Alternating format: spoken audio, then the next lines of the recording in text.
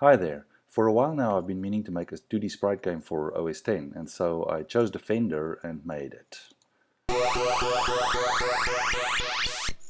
The reason I chose this game was I had recently read that Eugene Jarvis had received a Lifetime Achievement Award for his work, and he's mostly known for Defender and Robotron. So I set about to write a small sprite rendering engine, if you will. It's really just a couple of functions that can render NS images to the screen. And once I had that, I was looking around for a game to make, remembered this Eugene Jarvis story, and chose Defender. The hardest part about making Defender is playing the original, which is incredibly difficult. I can't make it off the third wave. In fact, I can barely make it to the third wave, so I don't know if I have done everything that is in the game because I can't get any further. But at least I've got the guys that you see here on this screen, which is all from the original. I've got them all implemented and working, and I think it's pretty solid. So this version isn't a remake of the original. It's more a version in homage to the original. So the only other thing that this version has is, if you do go to the preferences screen, you can configure the inputs here, do the keyboard, and there's joystick support as well. Joystick support is very limited. It works with my 360 joystick. I don't know if it'll work with other USB sticks. I don't have any other USB sticks, and my implementation of the USB inputs is not very good. It's bare minimum, bare bones. But anyways, it does work. So here is the game. I'll start a two-player game just to show you what that looks like. So in the beginning of the game, these landers come down and they just float around.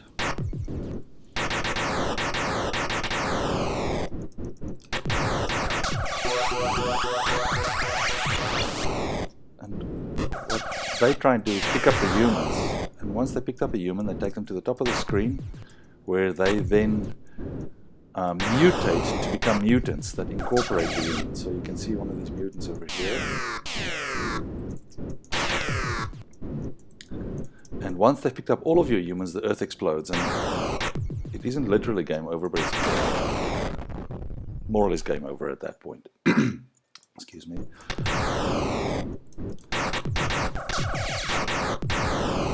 You can also kill your own humans. But if you pick them up, you can carry them back to safety.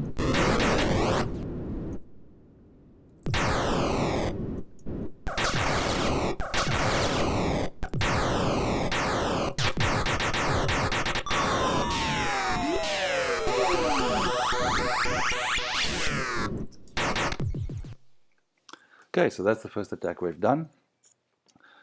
Now in the second wave, the pod is added, which you will see in a second, and the best way to deal with it. Oh, and these bombers, they leave little bombs on the screen. Okay, here's the pod. Best way to deal with a pod by far is to smart bomb it. So it'll explode, and then you just explode the guys, because those little guys are hard to deal with. Oh, and I die again. So now you've seen almost all the, except if I lurk around here, you will see this little thing come in a UFO that is there. There it is. And he's faster than you. A little bit of a handful. Oh, there's another one.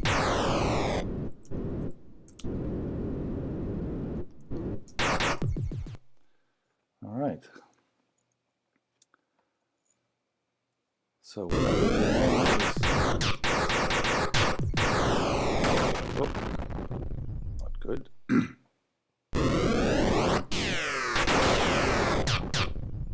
Actually, I should play player 2 because he's got a better chance of getting a better score.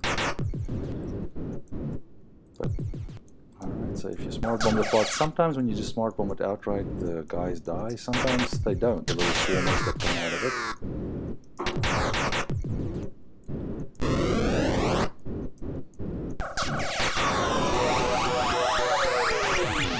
If the humans don't fall too far, they survive the fall and you get 250 points, but if they fall far, they die.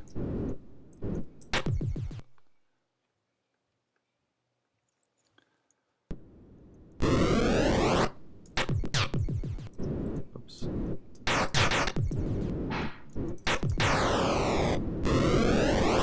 smart bomb those guys.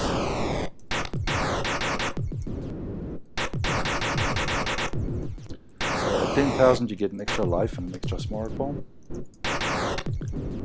Every 10,000 points.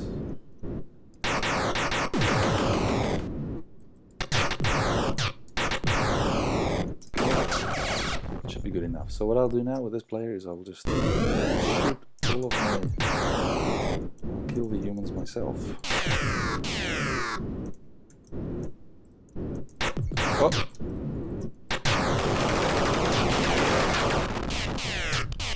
As you can see, all the landers turn into mutants right away when you do that. And then you don't have any Earth anymore, and you keep trying to go through the waves, but everything launches immediately as all landers, as all mutants, and it is incredibly difficult. And so that's basically that's more or less the game. It's pretty much everything that there is to the game. So I will